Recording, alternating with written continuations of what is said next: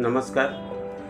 अनेक अनेक शुभकामना सहित आपण मानकु फूल पाखुड़ा को स्वागत। आज मोर कवितार शीर्षक परी। इंद्रधनुर रंग भितरे तुम रंग कहीं नाही, इंद्रधनुर रंग भितरे तुम रंग कहीं नाही, सेइथिपाई कि इंद्रधनुटा जमा भर लागुना। फिका फिका लागे सात रंग तार तुम देह रंग बिना, लगुच तुमको स्वतंत्र रंगरे बिही करिछि कल्पना। रंग तुलीर पसरा भितरे तुम स्मृति झरी जाए, रंग तुलीर पसरा भितरे तुम स्मृति झरी जाए, कानभास उपरे तुम प्रतिछवि आपे आंकी हो जाए।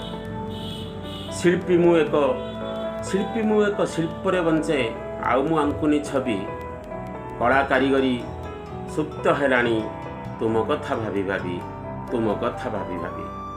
धन्यवाद।